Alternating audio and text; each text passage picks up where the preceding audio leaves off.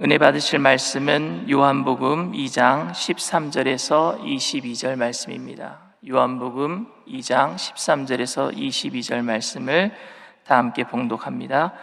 유대인의 유월절이 가까운지라 예수께서 예루살렘으로 올라가셨더니 성전 안에서 소와 양과 비둘기 파는 사람들과 돈 바꾸는 사람들이 앉아 있는 것을 보시고 노끈으로 채찍을 만드사 양이나 소를 다 성전에서 내쫓으시고 돈 바꾸는 사람들의 돈을 쏟으시며 상을 엎으시고 비둘기 파는 사람들에게 이르시되 이것을 여기서 가져가라. 내 아버지의 집으로 장사하는 집을 만들지 말라 하시니 제자들이 성경 말씀에 주의 전을 사모하는 열심이 나를 삼키리라 한 것을 기억하더라.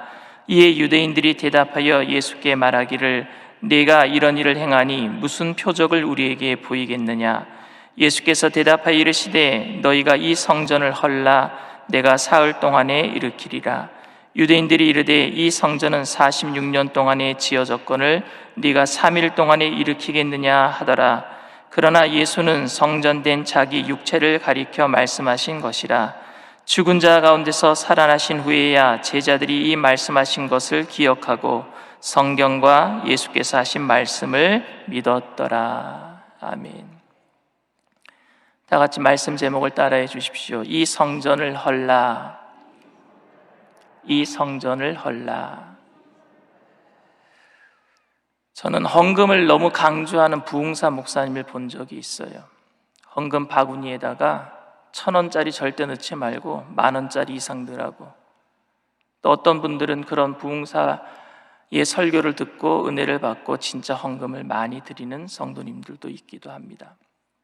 근데 여러분, 부흥사가 이런 설교를 했다고 합시다. 만약에 헌금을 정성스럽게 하나님께 감사함으로 드리면은 당신의 모든 문제가 해결됩니다. 그런데 그 말씀의 은혜를 받고 진짜 가정에 큰 문제가 있는 어떤 분이 헌금을 힘써서 다해서 헌금을 드렸어요. 근데 만약에 하나님께서 헌금을 드렸는데 문제를 해결해 주시지 않았다면, 그리고 나서 부흥사는 헌금을 받아서 챙겼지만 나는 헌금 받았으니까 이제 응답은 하나님께서 해주시는 것이지 나는 그 응답과는 상관없어, 나 몰라라 했다면, 헌금만 드리는 사람만 여러분 손해본 것 아닙니까? 정말로 헌금 드린 분들이 다 응답 받았다면 괜찮을 텐데 목사님의 말씀을 듣고 헌금을 드렸는데 응답은 받지 못하고 응답은 하나님께서 하시는 것이니까 난 그건 상관없어, 목사님은 발뺌을 해버리고 그리고 헌금은 드렸으니까 교회 것이 돼버리고 부흥사의 어떤 헌금이 되어버렸다면 여러분들 그 부분에 대해서는 여러분들 어떻게 생각하십니까? 만약에 그분이 부자여서 헌금 드린 부분이 그냥 전 재산이 아니라서 먹고 사는 데는 문제가 없다면 그래도 나을 것 같습니다. 그런데 헌금을 드리는 대부분의 사람들은 절박한 심정을 가지고 자기의 전 재산을 다 드리는 분들도 계시거든요. 그런데 그 부분에 대해서 나 몰라라 했다면은, 그런 일들에 대해서 책임질 일이 없다라고 목사가 얘기하고 부흥사가 얘기한다면, 그리고 헌금만을 늘려야 한다면 그것이 과연 좋은 일이겠습니까? 오늘 13절부터 16절까지의 말씀입니다. 유대인의 유월절이 가까운지라 예수께서 예루살렘으로 올라가셨더니 성전 안에서 소와 양과 비둘기 파는 사람들과 돈 바꾸는 사람들이 앉아 있는 것을 보시고 노끈으로 채찍을 만드사 양이나 소를 다 성전에서 내쫓으시고 돈 바꾸는 사람들의 돈을 쏟으시며 상을 엎으시고 비둘기 파는 사람들에게 이르시되 이것을 여기서 가져가라. 내 아버지의 집으로 장사하는 집을 만들지 말라 하시니. 오늘 본문은 요한복음에 있는 본문이고 마태, 마가, 누가복음, 그 공간복음에도 다 기록되어 있는, 사복음서에 다 기록되어 있는 성전 정화 사건입니다.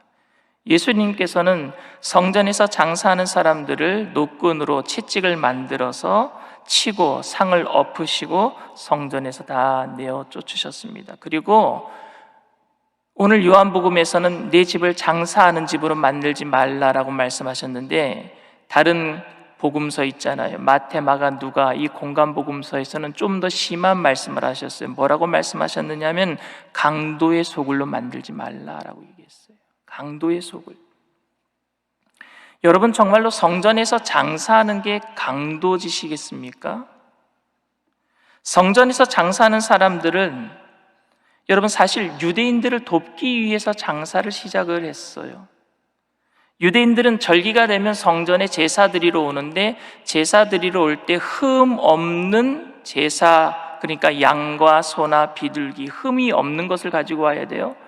근데 6월절이 되면은 디아스포라로 흩어져 있던 각기 많은 지역에 있던 사람들이 먼 길을 떠나서 예루살렘으로 제사 드리러 오는 겁니다. 근데 양을 끌고 오다가 어떤 개에게 양이 물릴 수도 있고, 아니면 양이 오다가 발톱이 돌뿌리에 걸려서 흠이 날 수도 있어요. 그러다 보니까 예배 드리러 올 때에 멀리서 오는 사람들이 제사물을 가지고 오다가 그게 흠이 생기고 마는 겁니다. 흠이 생기다 보니까 멀리서 오는 사람들에게 흠이 없는 제사물을 만들어주기 위해서 예루살렘으로 들어오는 초입의 기드론이라고 하는 그 골짜기에서 사람들이 흠이 없는 짐승을 팔기 시작했어요.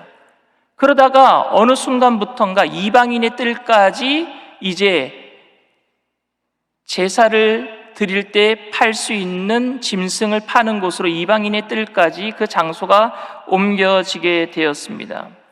그러니까 예배를 잘 드릴 수 있도록 제사물에 흠이 없도록 하기 위해서 장사를 시작한 것을 우리는 정말로 하나님의 예배를 돕는 일로, 좋은 일로, 선한 일로 생각할 수 있습니다. 이것이 어떻게 강도짓이겠습니까, 여러분? 그런데 성전 안에서 제사장의 세력들과 결탁하면서 이방인의 뜰에서 내가 너희들 장사할 수 있도록 해줄 테니까 너희들 나한테 이거 좀 바쳐라는 거예요. 그러면서 문제가 생기기 시작했어요.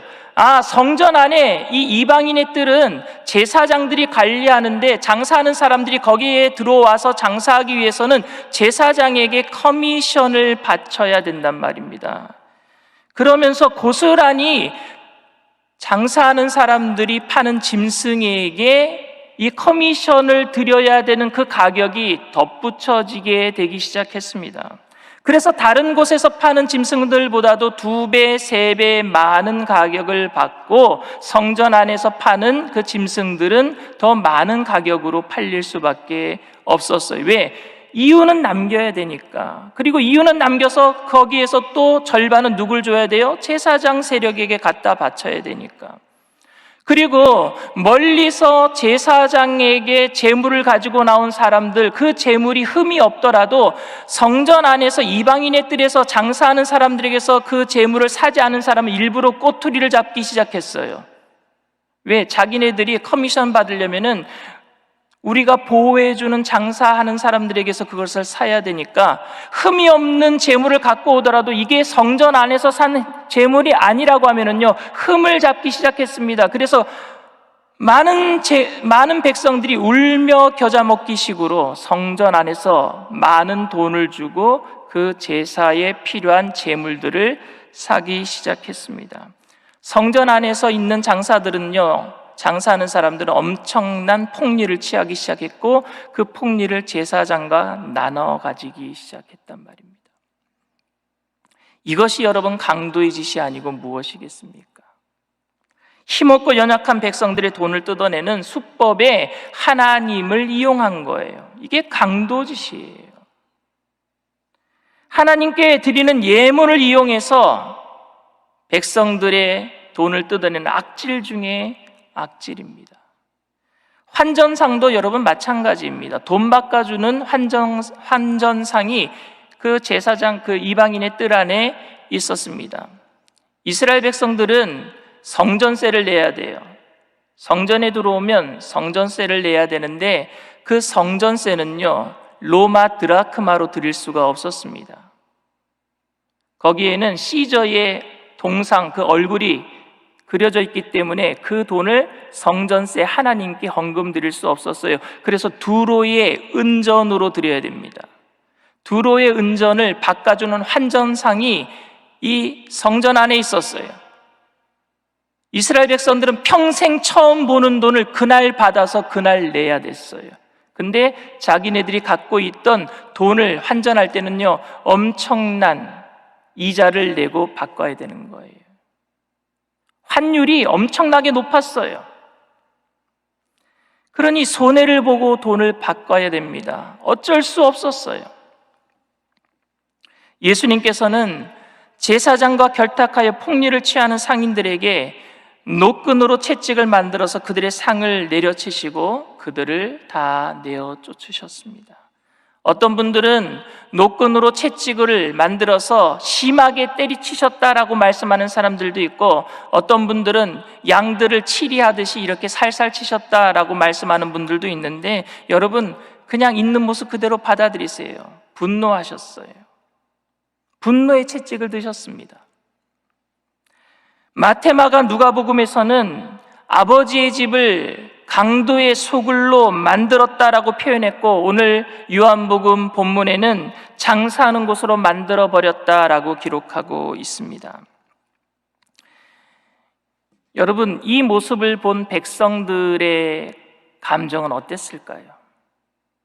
이스라엘 백성들의 편리를 떠나서 폭리를 취하는 장사하는 사람들과 제사장들의 그 잘못을 뒤엎으신 예수님의 행동에 대해서 그 당시 많은 백성들은 함께 기뻐했어야 될 텐데, 자신들이 하고 싶은 말을 두려움에 떨면서 권력을 갖고 있는 제사장들의 무리에게 감히 하지 못했던 일들을 예수님께서 해주시니까 속 시원해야 될 텐데, 속 시원하면서도 마음속에 껄끄러움이 있는 모습들을 저는 봅니다.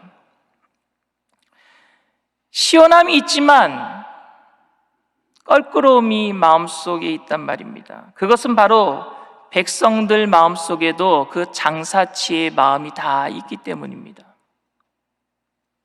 오늘 우리들에게도 그 마음이 다 있어요.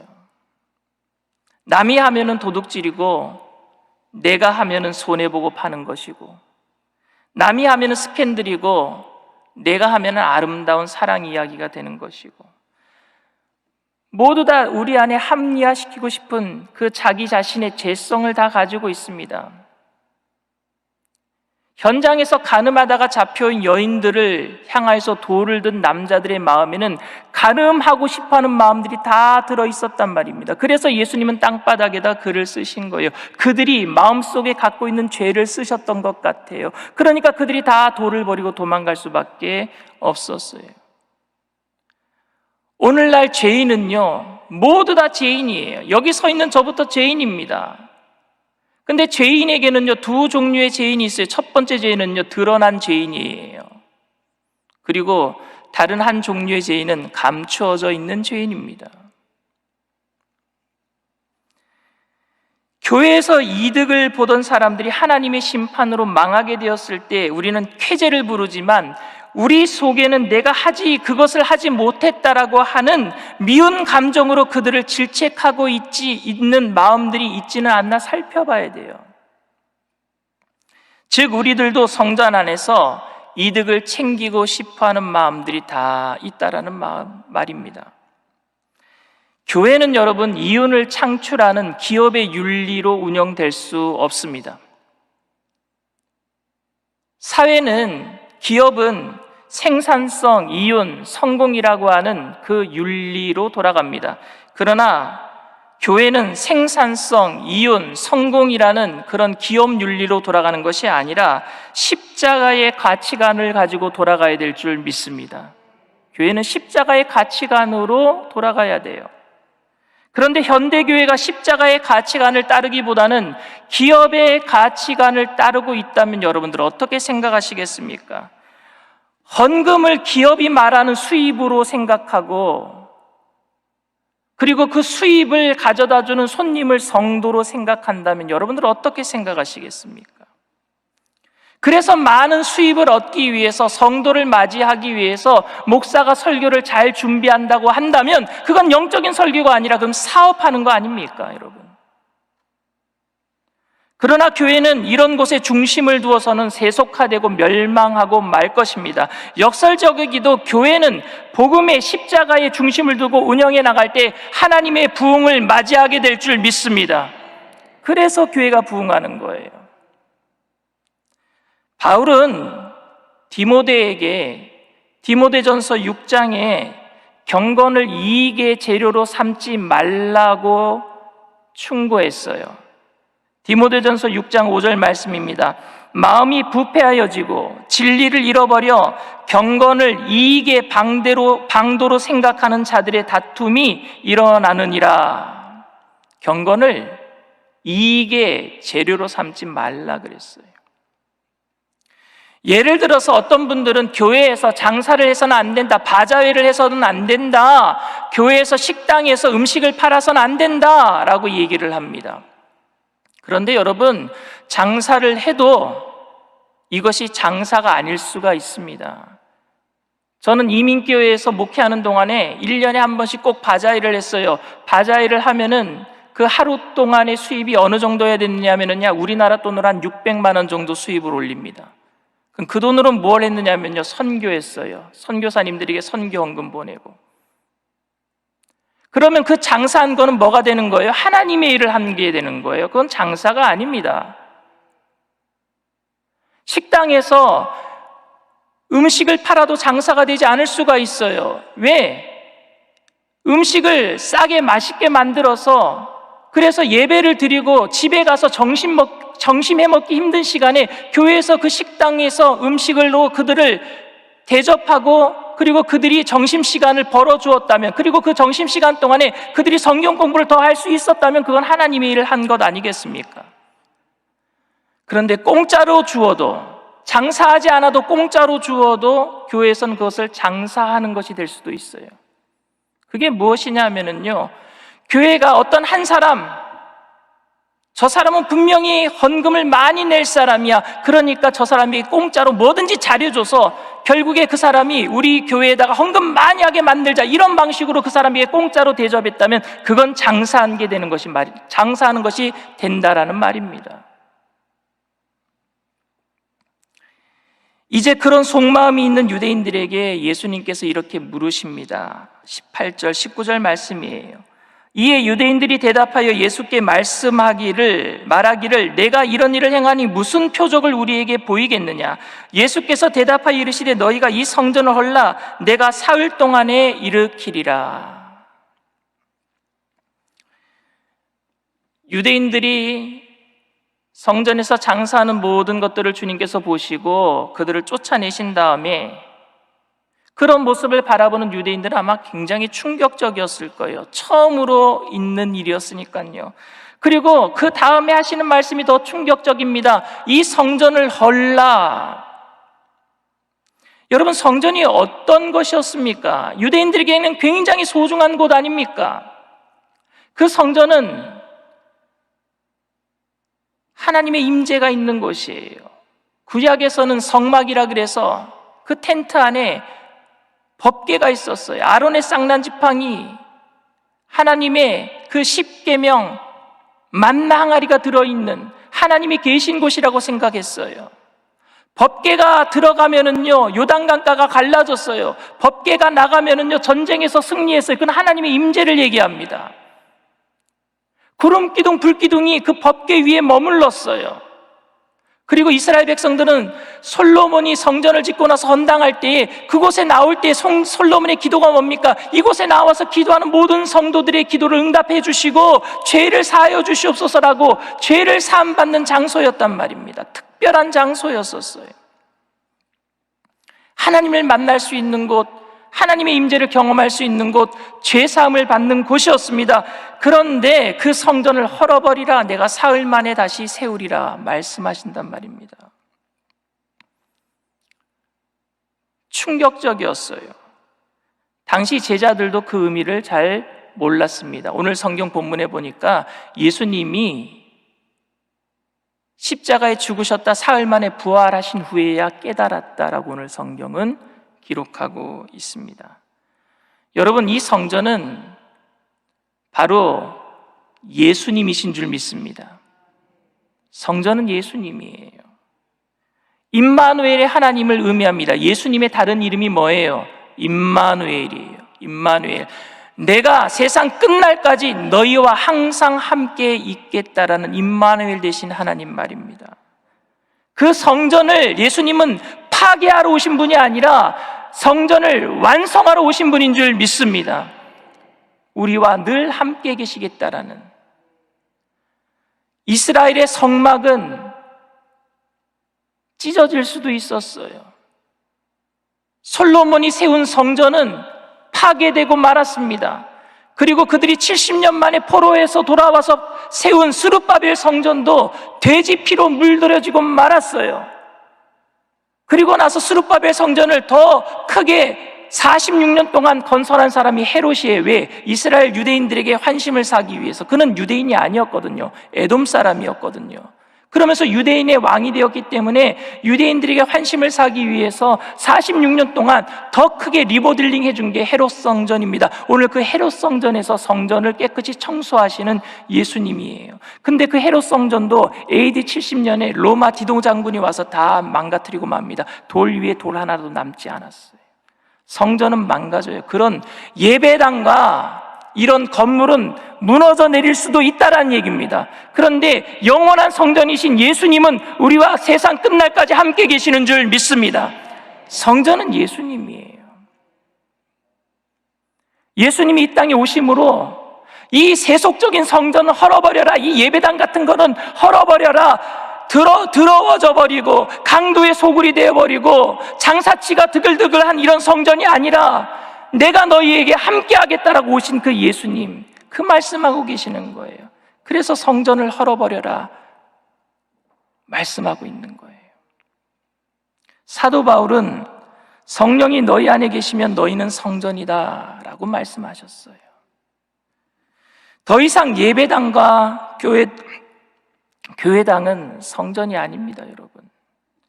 성전은 바로 예수님이고 예수님을 모시고 살아가는 저와 여러분들이 성전이 되는 줄 믿습니다. 예수님은 성전을 완성하러 오신 분이에요. 말씀을 정리합니다. 첫째로 우리는 편리라는 명목하에 하나님의 집을 강도의 소굴로 만들 수 있다는 사실을 명심해야 돼요. 교회가 기업 같다라고 말하는 사람들은 있어요. 그런데 교회가 강도의 소굴이다 말하는 사람들은 없습니다. 그런데 나의 편리를 위해서 교회를 이용한다면 교회를 우리는 강도의 소굴로 만들고 있는 겁니다. 그건 목회자가 그렇게 할 수도 있고 성도도 그렇게 할 수 있어요.